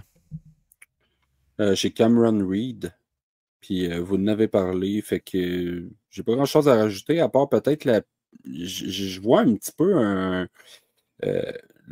je veux pas être cité hors contexte, mais tu sais, quand on voit Mathieu Schaefer qui fait des allers-retours sur la glace pour monter en offensive puis se grouiller à revenir vers en arrière, là, je vois un peu le même genre de style de jeu dans le jeu de Cameron Reed, puis ça me plaît beaucoup. Puis sinon, ben, je me range un peu du côté à Simon, que moi non plus, je trouve pas qu'il est si pire que ça défensivement. Puis je trouve que le genre de problème qu'il peut avoir défensivement est coachable et améliorable. Fait que c'est pour ça que je l'ai plus haut. Puis juste ce petit côté qui me gosse, c'est que je trouve que ses chiffres ne vont pas avec ce qu'il amène offensivement. Tu sais, c'est le genre de gars que si tu le classais juste avec des stats, je l'aurais plus bas que ça, parce que si tu compares, mettons, avec un Zane Parek l'année passée qui pétait des records au niveau des points pour le même genre de joueur, si on veut, on est loin de ces stats-là avec Cameron Reed. Fait que je trouve que c'est vraiment le genre de joueur que faut que tu regardes aller pour te rendre compte qu'il pourra avoir beaucoup plus de points que ça. Puis j'ai pas vraiment de raison pour l'expliquer parce que son équipe marque beaucoup de buts. C'est pas comme s'il y avait une équipe qui marquait pas ou de quoi. C'est juste que je pense que l'attaque est assez diversifiée du côté de Kitchener. Fait que ça passe juste pas tout le temps par lui. Les occasions de marquer, surtout. C'est ça qui est, moi, des fois, au-delà des stats, c'est vraiment ça. Qu'est-ce que tu crées offensivement? Puis, lui, il en crée pas mal. Yes, avant de poursuivre avec Simon pour le 15e, je tiens à rappeler ceux qui écoutent, quand on mentionne, on en a parlé tout à l'heure, c'est un long podcast, puis sur YouTube, il va être séparé en plusieurs portions. Fait que si vous souhaitez voir les évaluations des joueurs qui ne sont pas dans l'épisode, sont disponibles dans probablement l'autre épisode là, sur YouTube sans problème. Et puis, présentement, au moment d'enregistrer, il est 11h moins quart. Et on a deux nouveaux membres. En fait, un nouveau membre qui s'est pris un forfait rugueux pour venir écouter le podcast en direct présentement. Antoine, on te salue. Merci beaucoup de ta contribution. Et on a Eric Gingras qui s'est joint au visionnement du podcast, dans le fond, en plein milieu de la soirée. Mentionne, c'est la première fois qu'il est capable de nous pogner en live. Eric, on te salue également. On salue à ceux également qui sont actifs dans le chat, c'est le fun. On jase de tout, on jase des Bleuets, du lac puis du Saguenay aussi. C'est vraiment bien plaisant ce qui se passe présentement sur le podcast. Donc Simon, je t'envoie la balle pour le 15e rang. Encore une fois, un petit joueur de la LGMQ. Oui, Justin Carbonneau, je sais que moi puis Seb, on a eu l'occasion de le voir live à Boisbriand, puis on était à côté, en faisant ça, je pense que c'était la famille d'Alex Wang, hein? Je ne sais pas si tu te souviens, ça avait l'air d'être la probablement sa Wang. conjointe, puis à côté, puis la famille en avant. Ouais, c'est ça, puis il a connu, c'était bizarre ce match-là, parce que je trouve que, tu sais, il y a eu, comme tu disais, il y a eu une passe qui a été un peu plus difficile au mois de décembre. Puis l'arrivée de Goriounov, ça a comme énergisé aussi un petit peu. Tu sais, il produit beaucoup Goriounov en ce moment. Puis Carbonneau, évidemment, aussi produit. Puis je trouve que ce match-là, c'était bizarre parce qu'on en avait parlé. Tu sais, il était un peu plus timide. Puis là, à un moment donné, il a voulu geler un gars, puis ça l'a réveillé. Puis là, il est allé marquer 2 buts. Il n'a pas juste voulu, il l'a gelé solide dans le centre de la glace. Là. Mais je pense qu'il voulait peut-être. Mais les Sags l'ont réveillé. Ils n'ont pas arrêté de le lâcher, puis ils l'ont réveillé solide. Là. C'est ça. J'ai l'impression que. Tu sais, il a peut-être voulu le geler un peu plus illégalement. Mais j'ai l'impression que c'est un gars qui drive à la compétition. Tu sais, puis en fait, j'ai pas l'impression. Tu sais, on le voit, là. Tu sais, c'est un gars qui drive à quand ça commence à se baver, quand ça commence à se picosser, puis quand ça commence à devenir physique, puis parce que tout le monde le connaît, on l'a décrit, Seb, tu vas le décrire plus loin aussi, c'est un gars qui a un excellent lancer, il prend vraiment, il commence à devenir de plus en plus complet, on en avait parlé dans le prelim, ça nous intéressait beaucoup parce qu'on connaissait ses habiletés offensives, on connaissait son style de jeu offensif. Mais là, de le voir être un petit peu plus complet, ça fait juste rajouter des cordes à son arc, puis ça fait juste le rendre son impact un peu plus haut par rapport à peut-être ce qu'on voyait. Ou en fait, ben, toi, Seb, tu l'avais déjà haut quand même, là, mais mettons nous autres qui l'avaient peut-être plus 20, 22 dans ce coin-là. Ça nous fait juste nous replacer un peu peut-être avec son impact dans la Ligue nationale, son impact potentiel. Puis j'ai l'impression que Carbonneau, c'est ça, c'est que côté physique, quand c'est le temps de jouer des matchs à haute intensité, des matchs de série, j'ai l'impression que c'est là qu'il va ressortir. Donc, donc du côté de Carbonneau, tu sais. C'est moi qui dab en plein milieu. En plein milieu. Je suis allé dans le code, évidemment. Prenez-moi pas pour un yo, là. Mais ouais, c'est ça. Je pense que. Un yo. Je pense que Pascal, il en a parlé tantôt, mais je ne vais pas rajouter plus d'affaires parce que je pense que Seb, je vais te laisser la parole parce que vraiment, c'est ton gars qui. Tu sais, j'étais assis à côté de toi, puis je sentais que ça venait te chercher émotivement. Fait que, je pense que ça serait plus approprié que toi, tu vraiment que tu lances la discussion sur lui ou en fait que tu complètes la discussion. Parce que de mon côté, il monte. Je ne sais pas si. Je ne suis pas convaincu qu'il peut monter bien plus haut. Il peut peut-être monter un petit peu encore, mais je pense qu'il va être locké dans ce range-là. Mais c'est un joueur que j'ai beaucoup de plaisir à regarder. Puis quand il ne produit pas, il y a eu des matchs que j'ai vus, il ne produisait pas. Il était capable d'être impliqué, puis il était capable de se faire voir sur la glace. Puis ça m'intéresse parce que dans la Ligue nationale, tu ne scoreras pas à tous les matchs, puis tu ne feras pas des points à tous les matchs. Fait que si tu es capable d'amener quelque chose d'autre, c'est là que ton impact augmente, c'est là que tu deviens utile à ton équipe. Oui, puis Seb va avoir l'occasion d'en parler un petit peu plus tard. Non, pas longtemps. Dans quelques rangs quand même. Mais pour l'instant, Seb, j'irai avec toi au 14e rang. Un autre joueur, là, c'est sûr qu'on commence à être dans des joueurs qu'on a parlé pas mal avant. J'ai Brady Martin. J'ai peut-être un petit peu de recency bias, honnêtement, dans son classement. Peut-être qu'il aurait été 4-5 rangs plus bas.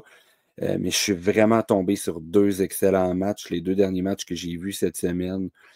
Puis, tu sais, t'as parlé au prélim, puis t'as reparlé tantôt, Simon, de la comparaison avec Owen Beck, puis je pense qu'il n'y a pas une meilleure comparaison pour ce gars-là, honnêtement. C'est presque un copier-coller. La seule chose, c'est que j'ai comme... Tu Si on décrivait Owen Beck à son année de repêchage comme un gars peut-être de 3e avec une possibilité de 2e trio, mais je suis juste comme un peu plus optimiste dans le cas de Brady Martin au niveau de réussir à atteindre ce 2e trio-là. Je pense que si tu mets Brady Martin ailleurs qu'à Sault-Sainte-Marie, il y a un total de points. Déjà là, son total de points, là, son pace en ce moment est beaucoup plus élevé que c'était. Là. Il est vraiment sur une bonne période. Puis, je pense que s'il ne joue pas à Sault-Sainte-Marie, il y a beaucoup plus de points que ce qu'il y a en ce moment. Puis, c'est pas parce que c'est une équipe qui ne marque pas de but, mais un petit peu comme je disais pour Kitchener tantôt, c'est que c'est une équipe que l'offensive vient beaucoup en comité. Tu n'as pas 1-2 gars qui ramassent des points à pu finir. Tu vas regarder une feuille de match, puis tu vas avoir 5-6 buts, mais tu vas avoir 5 marqueurs différents, puis des fois de 3 trios différents, puis un défenseur. Puis, fait que, pour moi, c'est juste un concours de circonstances un peu. Mais tu sais, encore hier, je l'ai vu jouer un match, là, puis il est allé te déculotter les 2 défenseurs en même temps en passant entre les deux. Il est allé ramener un petit toe drag en les passant, puis tout. Il y a des vraiment bonnes mains. C'est quelque chose qu'on avait évoqué pendant le Linka, là, comment ses mains étaient sous-estimées parce qu'on les voit un peu moins peut-être dans la CHL que ce qu'on a vu au Linka, où est-ce qu'il s'est un peu plus laissé aller peut-être. Mais c'est ça, je suis peut-être juste un petit peu plus confiant de ce côté-là pour l'offensive. Puis peut-être qu'il va redescendre un peu. Je vais voir, ça va dépendre comment les autres font aussi autour. Mais comme je dis, en toute honnêteté, j'ai peut-être un petit peu de SNC bias de quelques rangs que je suis vraiment tombé sur des bons matchs. Les 2 derniers matchs que je l'ai regardés. Fait que 14e. Puis je pense que c'est un sore shot LNH. Là. C'est un des joueurs les plus professionnels que tu as dans ce repêchage-là. Je tiens à dire que dans la messagerie, l'expression « yo » a fait quand même pas réagir. Kendrick Servant. 2002, tu portes des chaussures de skate posées. Poubou, là, mon stock Poubou. T'es-tu un yo ou un skater? L'année prochaine, Servant fait le show du Super Bowl. Moi, j'étais un skater, mais il y a un petit peu de yo en même temps.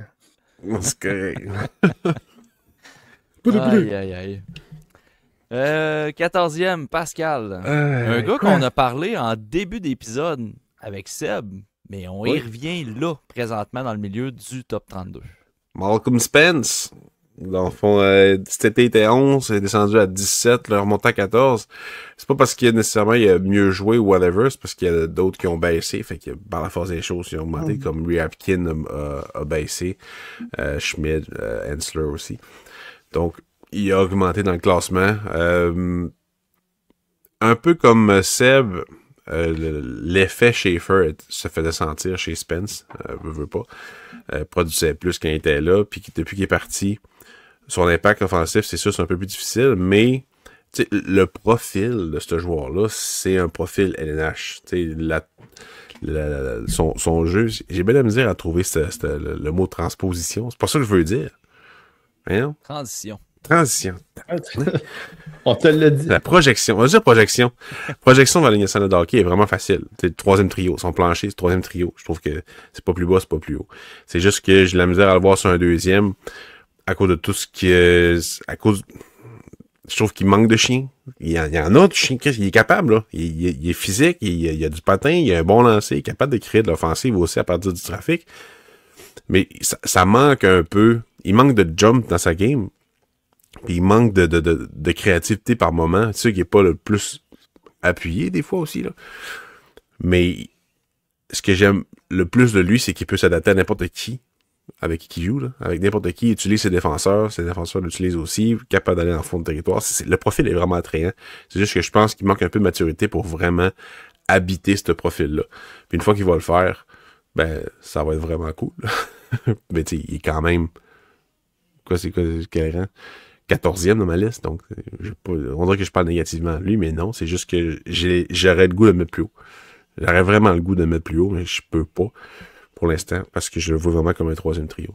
Puis ça s'est pas amélioré c'était demeuré pareil au niveau depuis novembre. J'ai le même read de lui. C'est pour ça qu'il est là, encore. Mais il y a une problématique qui est vraiment facile à régler avec Spen, c'est change ses patins puis ça va déjà mieux aller parce que là, ses patins sont 2 grandeurs trop grandes.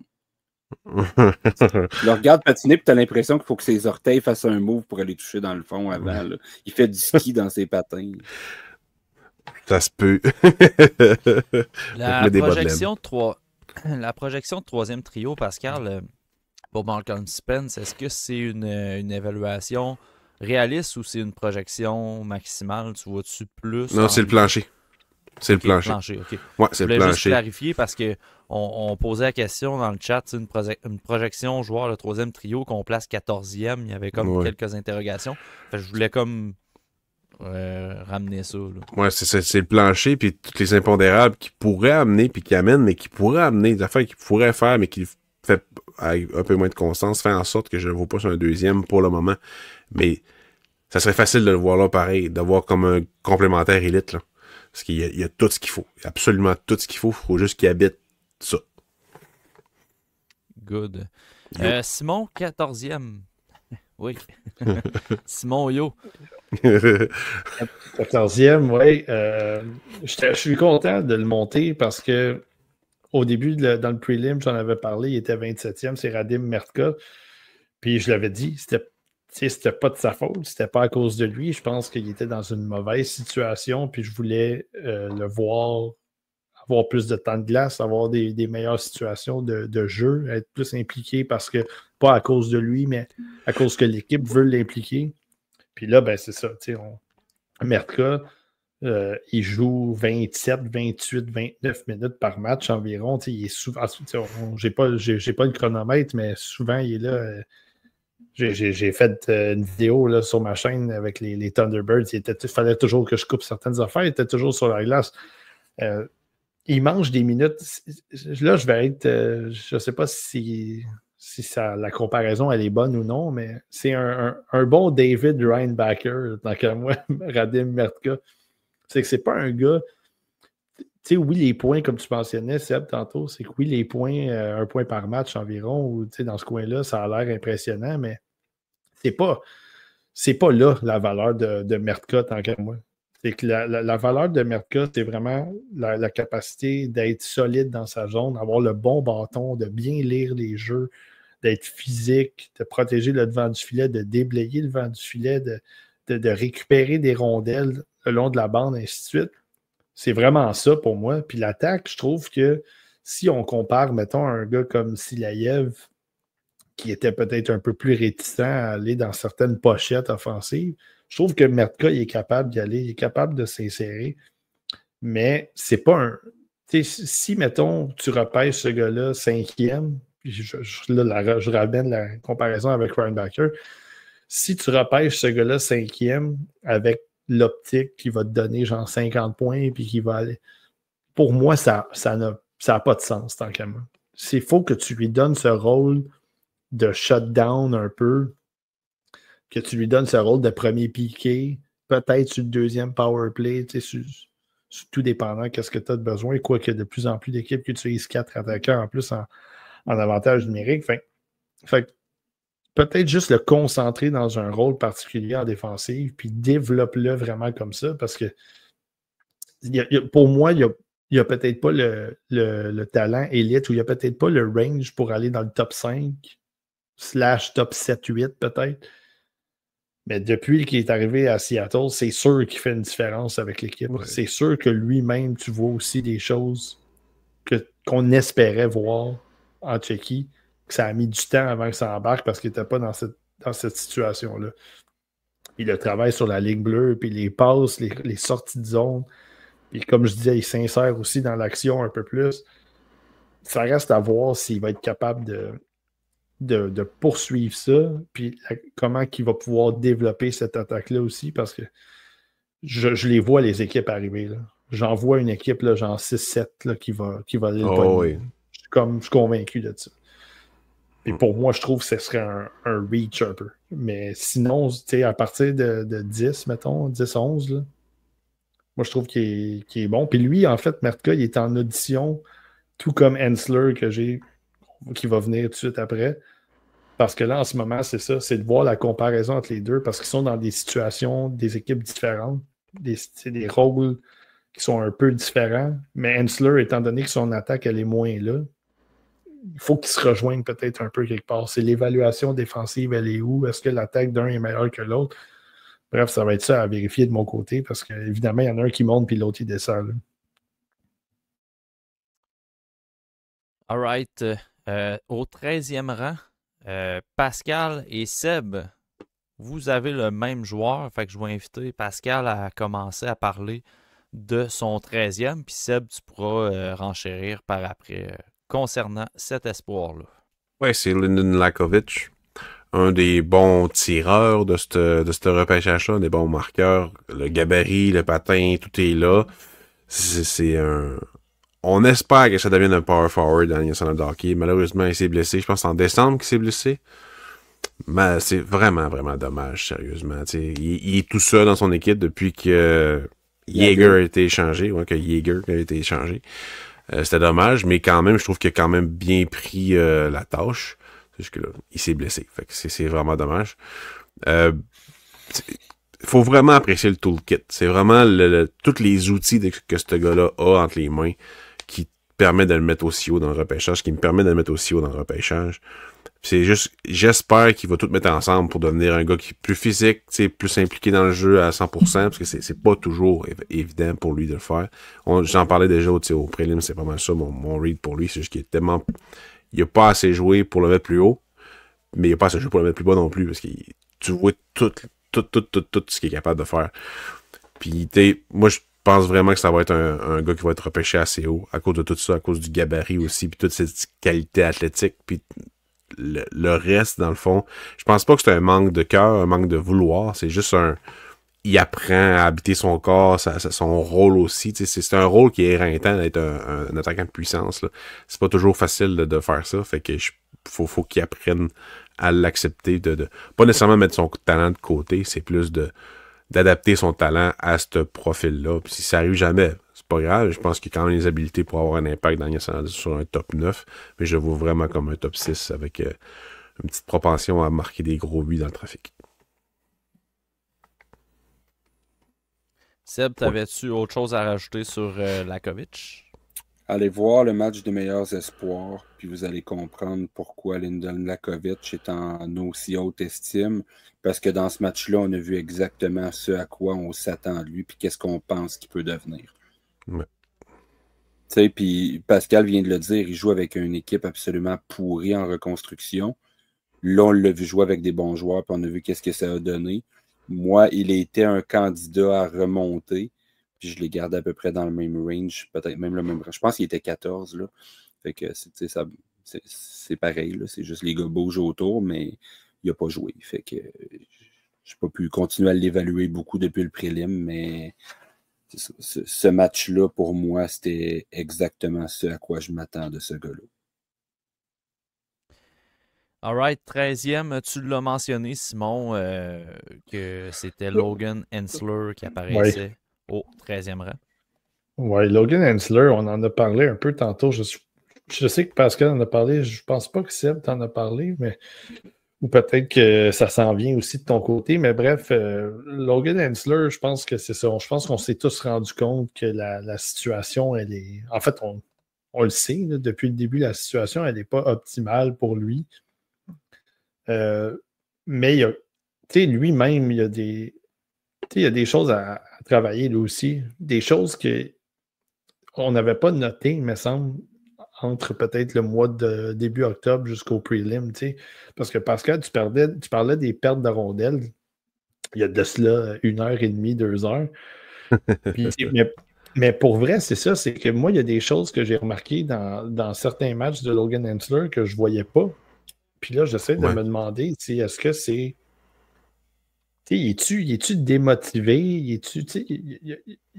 Parce que c'est beau de ne pas avoir l'entourage alentour de toi, puis ça, on comprend ça, mais de faire des erreurs d'inattention, de faire des erreurs des pertes de rondelles un peu anodines, des mauvaises lectures de jeu, à un moment donné, c'est pas nécessairement tes coéquipiers, ça.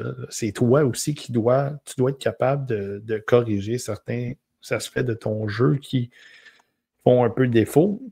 Puis, tu sais, à un moment donné, je suis allé au Rocket, puis j'attendais, évidemment, j'étais en train de souper, puis j'ai regardé 3 matchs de Logan Hensler, puis ça a été 3 matchs épouvantables. Il n'a pas bien joué. Puis là, j'étais comme, tabarouette, qu'est-ce que je fais avec ce gars-là? Parce qu'on l'a vu, on a vu toutes ses capacités l'année passée. Il a montré quelques bons flashs cette année avec jusqu'au prelim, mettons, au championnat mondial d'hockey junior dans un rôle beaucoup plus effacé. Je trouve qu'il a quand même bien ressorti. Dans les matchs aussi, justement, les matchs à élimination, je trouve qu'il a quand même bien fait. Mais il ne jouait pas tant que ça non plus. Il jouait peut-être 10 minutes, même pas. Enfin, j'essaie de voir qu'est-ce qui se passe avec lui. J'essaie d'analyser. Son talent, il est encore là, mais où est-ce qu'elle est passée sa tête? Où est-ce qu'elle est passée son... est-tu un bon endroit? Il a la tête au Minnesota. Oui, ben c'est ça. Peut-être que Pascal, il nous a scoopé ça tantôt.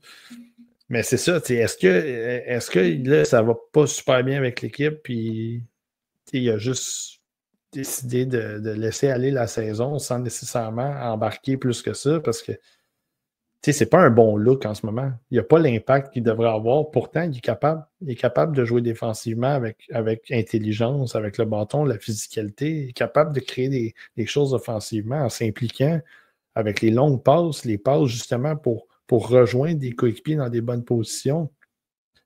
Il est capable d'attaquer même lui-même le filet, de déborder, d'attaquer, mais en ce moment, c'est pas constant, puis c'est pas quelque chose qui me rassure de son côté. Mais encore une fois, je veux respecter son talent, mais à un moment donné, il y a une limite au respect, c'est que faut que tu t'en fasses redonner un petit peu, puis depuis le début de la saison, c'est extrêmement difficile pour lui. J'essaie de me penser à des joueurs qu'on a eu récemment qui ont fait ce chemin inverse-là, là, vraiment de style top 5 jusqu'à fin de première ronde, mettons 20e, 22e dans ce coin-là, puis il faudrait que je vérifie ma liste, mais moi, il était 3e en juin l'année passée.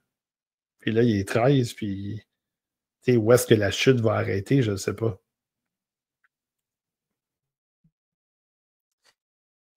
Ça va être à suivre. Je pense que c'est sûr, on se demandait, là, mais Seb va nous en parler dans quelques rangs concernant Logan Hensler. Pascal, 12e rang. 12e rang, j'ai le fameux Jackson Schmidt, le défenseur de Tri-City. J'ai pas grand-chose à ajouter de plus. Là. Son profil est vraiment intéressant pour la nationale de hockey. Il a juste solidifié un peu toute sa game, surtout en défensive. Il y a encore des crampes au cerveau à la Jeff Petrie. Mais je trouve que c'est moins éloquent là, depuis les fêtes, depuis justement Charlie Ellick, sérieusement, t'as mis le doigt dessus, je pense. Là. Fait que, tu sais, ce gars-là va sortir probablement top 10, là. J'en ai aucun doute là-dessus. Là. Il y a trop peu de défenseurs, outre Schaefer, pour le top 10 pour qu'il soit, avec Murtka, qu'il soit ignoré aussi longtemps. Point. Simon, 12e rang. Puis après ça, Seb, je pense que c'est une des grosses surprises du podcast que Seb va nous offrir après ça. Et que je suis pas prêt. Fait que Simon, 12e. Il n'est pas prêt pour jeter les gants, là, je te vois venir. Là. Ça sera pas drôle. Ouais, moi, 12e rang, c'est Victor Eklund que Pascal a parlé il y a quelques... Puis, tu sais, pour vrai, Victor Eklund... Pascal en a parlé tantôt, puis je pense qu'il l'avait décrit, tu le décris comme tu le vois, là, c'est un joueur qui a des skills, il est dynamique, il a quand même une petite touche talent, il a une bonne vision du jeu, quand il a la rondelle sur la palette, on l'a vu avec Frondel là, depuis quelques matchs, ça va bien, les gars ils se complètent bien, c'est intéressant de le voir jouer malgré son plus petit gabarit, mais à un moment donné, moi, la limite, elle est là. Puis quand je vois d'autres joueurs qui sont devant lui, dont on va parler, je peux pas le monter. Je peux pas le monter plus haut que ça parce que je pense pas qu'il est aussi bon que. Je pense pas qu'il est aussi bon que son frère. Ça serait peut-être un peu sais, ça a l'air un peu sévère. Je pense qu'il y a juste son frère, je pense qu'il avait amené ça à un autre niveau que qu'est-ce qu'on avait vu avec Joe Gardens. Puis, tu sais, Eklund, là, il est bon, il est très bon même. Il a été super bon dans le championnat mondial de hockey junior. Il était impliqué. C'était un jeune, mais il avait l'air d'un vétéran. En fait, dans le vétéran de l'équipe, là, il avait l'air à vraiment pas être intimidé par ce moment-là du tout. Avec raison, parce qu'il joue avec des hommes déjà. Mais je vois pas vraiment le gars de 70 points, 65 points. Je pense que ça peut être un bon petit gars de 50-55 points qui va te donner de l'énergie aussi un peu, qui va être capable de jouer dans plusieurs situations, qui va être capable de peut-être même avoir un petit peu de quelques minutes en désavantage numérique, mais je pense pas. Je pense que le plafond, il est pas assez haut pour le rentrer dans le top 10 tant qu'à moi, personnellement. Puis c'est ça. Mais tu peux être 12, je pense qu'on est dans le cut-off un peu pour moi. Là. Il est pas mal dans le tapis tant qu'à moi avec Lund. Peut-être un rang de plus, là, mais le top 10, je pense qu'il va falloir oublier ça carrément, en tout cas de mon côté. All right. 12e rang. Seb, avant de présenter ton 12e, je te partage un commentaire de PL Lapointe. J'ai vu. Ouais, qui te félicite pour ta participation dans le clip. Puis je vais reprendre les mots exacts, mais en parlant de Yo et de rap, félicitait pour ta présentation dans le clip de rap. Mais tout ça, on t'envoie les fleurs. Maintenant, présente-nous ton 12e, Seb. Non, mais on peut continuer à parler du vidéoclip. Bon. Merci PL, je suis pas dans le chat, mais je m'en allais te dire merci justement avant que Matt en parle. Bien apprécié. Sai, qui est mon ami d'enfance d'ailleurs. On se connaît depuis qu'on a 5 ans. Et qu'on a plein d'autres projets qui s'en viennent. Ouais, 12e, j'ai Porter Martone qui a pris une Christie de drop. Puis honnêtement, c'est juste que je parlais au tout début de gars que j'ai l'impression que c'est du pareil au même puis qui ne progressent pas. Ben, c'est ça. Je trouve que les gars autour de Porter Martone travaillent tous, progressent tous. Puis j'ai l'impression que lui, je regarde 90% de son match, il me déçoit 90% du match. Puis à un moment donné, il sort et finit avec 3 points parce qu'il y a un rouleau compresseur offensif dans son équipe. Mais c'est vraiment dans le côté projection. Tu sais, je parlais plus tôt dans le podcast de gars que tu dis, je prends un gars pour un match demain matin. Martone est un des premiers gars que je vais choisir. Sauf que quand je fais l'ensemble de projection puis de progression, ben le gars, c'est pas un grand patineur. Puis je trouve que souvent, il ressort plus. Il ressort moins que d'autres gars.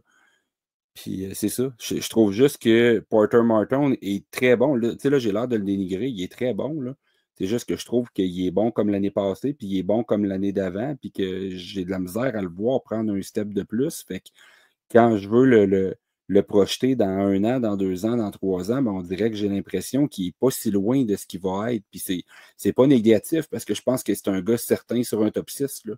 Tu sais, c'est pas mauvais rendu au 12e rang. C'est juste que je vois de moins en moins le gars qu'on se disait il est locké dans un top 5, puis je sais qu'il y a même du monde qui le voyait premier, deuxième plus tôt dans l'année. Mais de moins en moins, je vois ce gars-là quand je regarde les matchs. Puis j'ai des gars que je regardais honnêtement au-dessus, puis à toutes les fois que je les regardais, j'étais comme, je le trouve meilleur que Martone. Je le trouve meilleur que Martone. Je le trouve meilleur que Martone pour plusieurs gars comme ça. Puis c'est ça, tu sais, je ne sais pas s'il va rester là. Il va peut-être remonter dans mon top 10 parce que j'ai un gars, voire des gars qui risquent fortement de redescendre par après. Mais ce n'est assurément plus un gars que je vois dans mon top 5. Fait que tu sais, je pense qu'il devrait finir quelque part, peut-être entre 5 et 10, parce que comme je dis, il y a des gars qui vont descendre, quasiment assurés. Mais ouais, je vais être prêt pour les tomates. Non? Pas de tomates de mon côté. Je suis surpris. Je pensais que tu allais nommer un autre gars. Là. Je sais pas si tu étais prêt à me battre. Mais ouais, Porter Martone, j'apprécie la bombe en fait parce que, tu sais, là, moi, Martone, je l'ai plus haut, puis on va en reparler quand même assez loin, là, mais Mais ce que tu dis, c'est exactement ce qu'on avait soulevé déjà au prelim. C'était un gars, puis moi j'avais soulevé Colby Barlow, je ne sais pas si vous vous souvenez. Ouais, je me rappelle. Colby Barlow, c'était drôle ça. C'était un gars qui finissait le match avec 4 points, puis il y avait eu 4 bonnes présences dans le game. Puis Martin, c'est exactement un peu ce qui revient de mon côté. La raison pourquoi, en fait, il est encore dans le range qu'il était, c'est que ce que j'ai vu l'année passée, ce que j'ai vu cette année, même malgré tous les cheveux gris qu'il peut avoir de Porter Martin, je l'ai vu pareil. Fait que je me dis, au pire, si tu es capable de le coacher en haut, peut-être que tu peux en sauver un petit peu de ces chiffres de congé-là. Peut-être qu'au lieu d'avoir 22 chiffres, mettons 20 chiffres sur 22 qui sont flats, peut-être que tu peux en avoir peut-être juste 10, mettons. Fait que c'est ça. C'est un peu. C'est là où moi, Martin, j'accroche encore. Mais je ne serais pas allé jusqu'en bas du top 10, mais d'avoir le guts de le faire parce que je pense que c'est valide et c'est légitime d'avoir ces questionnements-là sur Porter Martin parce qu'on les a déjà soulevés en plus. Fait que c'est pas comme si ça datait. Parce que là, il n'était pas sur une bonne séquence là, dernièrement non plus. Là. Sa production a vraiment diminué, mais celle de l'équipe n'a pas Exactement. diminué du tout. Puis, exactement. Puis, tu sais, avant même que cette baisse-là de régime embarque, on avait déjà parlé de ça du côté de Martin. Fait que c'est pas de la dernière pluie, là. Tu sais, on n'est pas arrivé, là, il y a 2 semaines, puis on a regardé les stats, puis là, tout à coup, oh boy, qu'est-ce qui se passe? Tu sais, c'est que là, tout à coup, ça produit moins. Parce que là, il pouvait s'en tirer au début de l'année, peut-être, ou il y a quelques mois, d'avoir un match plus moyen, mais quand même ramasser des points. Mais là, ça commence à être de plus en plus serré dans les équipes. Les équipes se battent pour des postes, des positions en série. Ça commence à être beaucoup plus serré de style de jeu. Puis là, il faut qu'ils trouvent un moyen de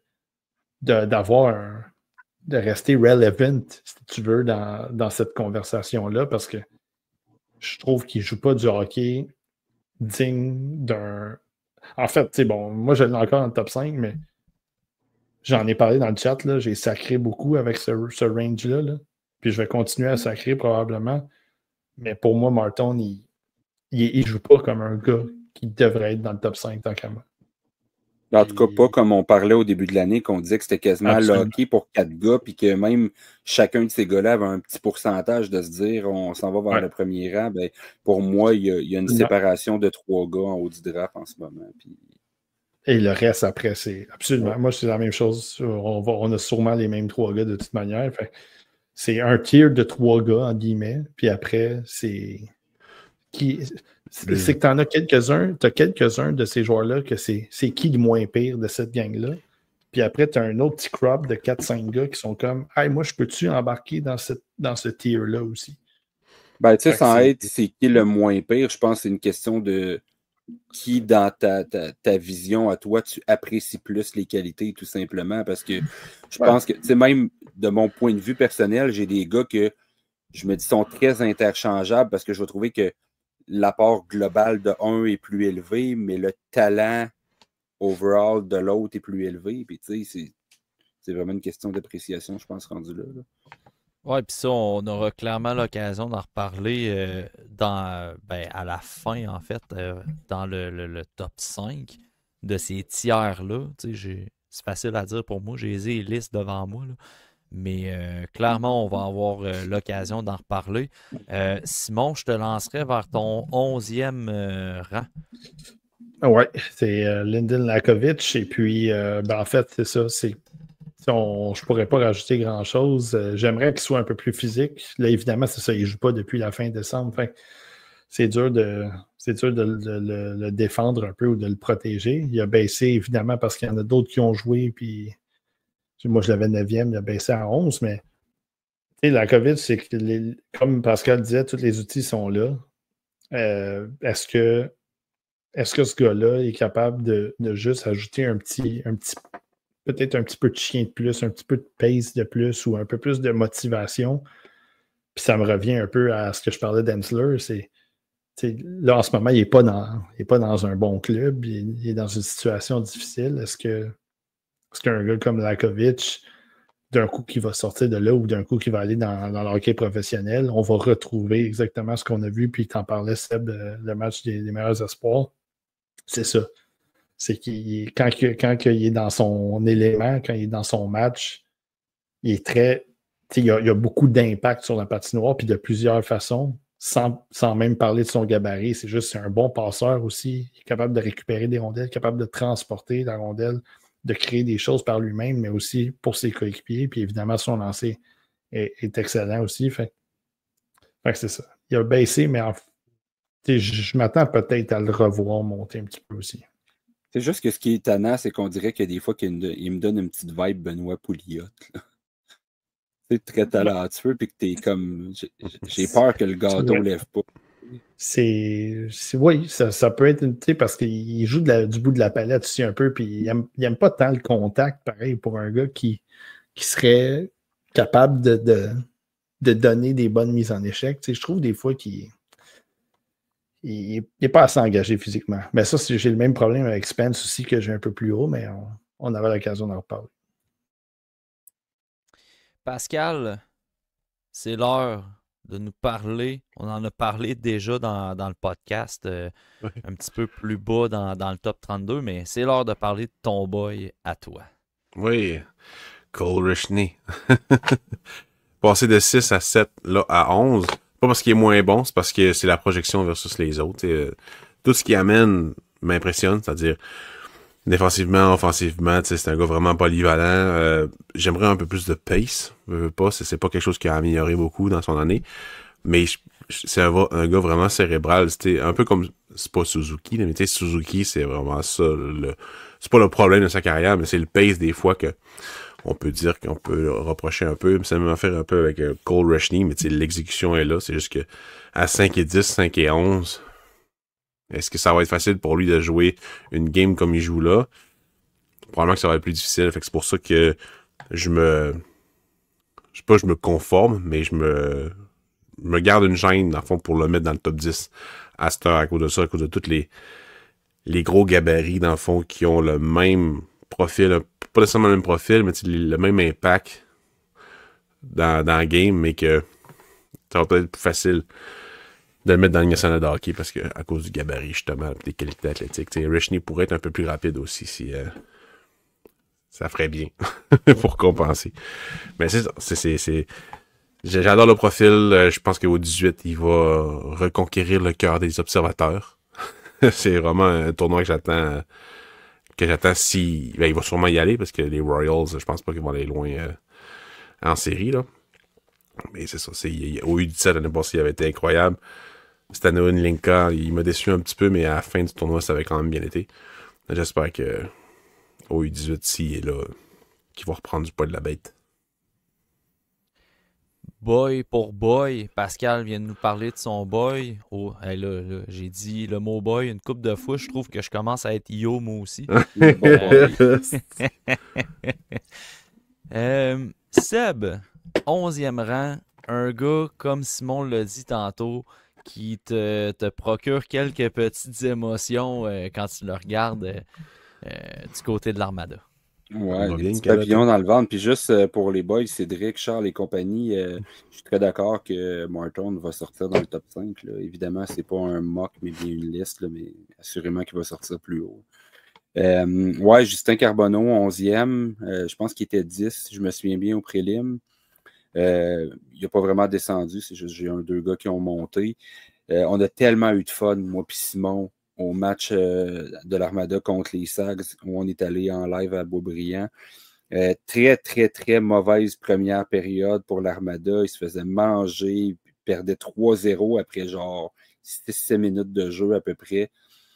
Arrive en deuxième période, puis là, les Sags ont fait l'erreur d'aller gosser Carbonneau sans arrêt après les sifflets puis tout, puis de l'allumer. Puis il s'est réveillé en deuxième avec un hit, sa ligne bleue en avant de nous autres dans le centre de la glace.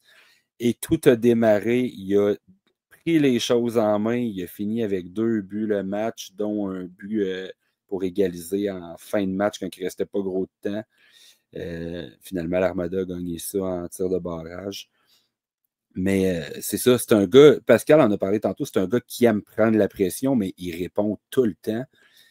Puis oui, il commence à se diversifier de plus en plus. J'ai un peu moins aimé, comme je disais tantôt, pas des creux de vague, mais moins de constance au niveau de l'offensive. En même temps, avec le pace sur lequel il roulait depuis le début de l'année, c'est juste normal qu'à un moment donné, ça bouge un peu. Ouais. Puis, tu sais, il a joué avec plusieurs joueurs différents aussi depuis le début de l'année. Puis, on a donné quand même pas mal de temps de jeu à Gorionov depuis qu'il est arrivé. Là, fait que ça a un peu joué dans les plates-bandes de Carbonneau.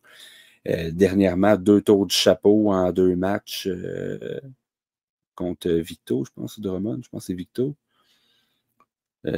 Puis c'est ça, il produit encore un rythme de malade. Il a un des meilleurs tirs du repêchage. Je pense que comme c'est un excellent tireur, on sous-estime ses qualités de passeur, mais il est très, très bon pour passer. Puis moi, j'aime la façon qu'il a de se faufiler entre les joueurs adverses, là.